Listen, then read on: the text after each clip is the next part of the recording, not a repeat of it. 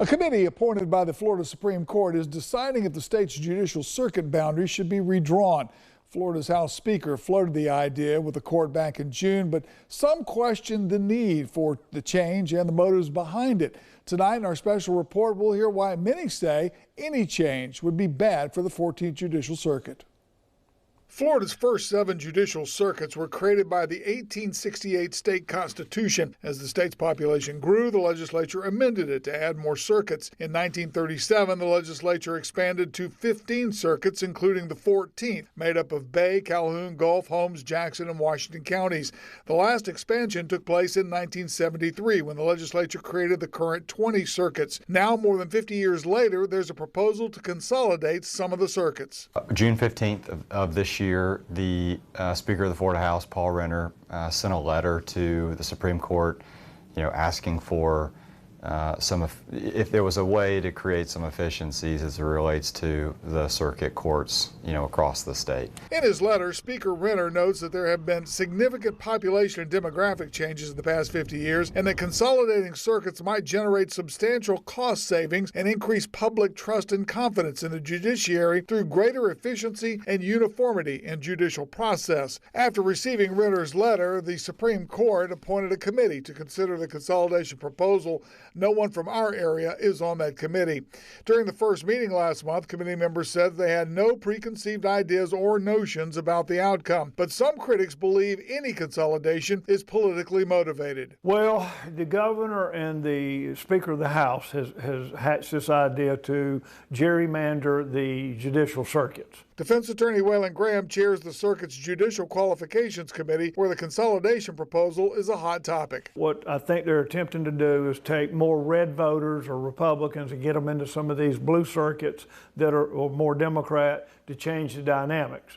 And to do that, they got to realign the boundaries. And one of the bright ideas that they come up with is they're going to possibly take our circuit, Tom, and put it over in the Tallahassee circuit or in the Pensacola circuit, and our little circuit would cease to exist. Not many are as blunt as Graham with their criticisms, but everyone seems to agree the result of consolidating the 14th Circuit into the 1st or 2nd Circuits is a bad idea. If our circuit is consolidated or absorbed into the one in Tallahassee or Pensacola, it will be a threat to public safety and our way of life. It could make sense in other areas of the state. I'm not doubting that, but it does not make sense for the 14th Judicial Circuit. Why doesn't it make sense? Well, most everyone points to several issues, the most important being access and representation. And by representation, they mean who gets elected.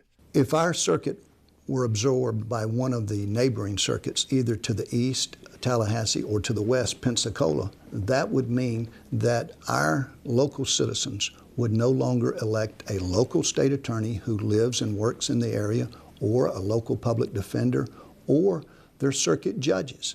We simply do not have sufficient votes to outvote those metropolitan areas.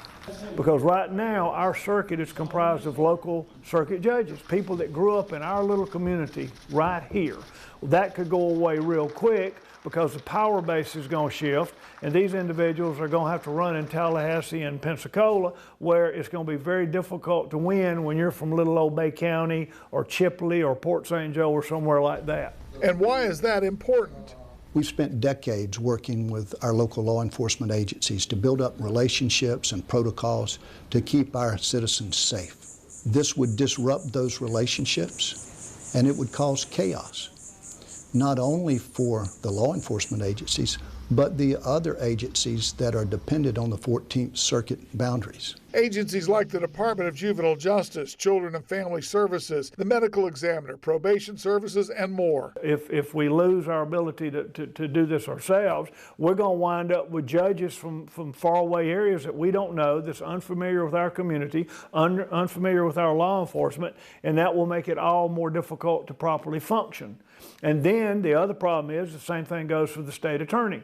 We wind up with some guy from Pensacola or Tallahassee, unfamiliar with our particular area. Public trust and confidence is highest in government when it is kept closest to the people. Now, if this consolidation were to happen, how would it affect the average resident in the 14th Judicial Circuit? Well, we'll take a look at some of the obvious ones and some of the ones that aren't so obvious, as well as who you should contact with your opinion. All that's coming up tonight on News 13 at 10.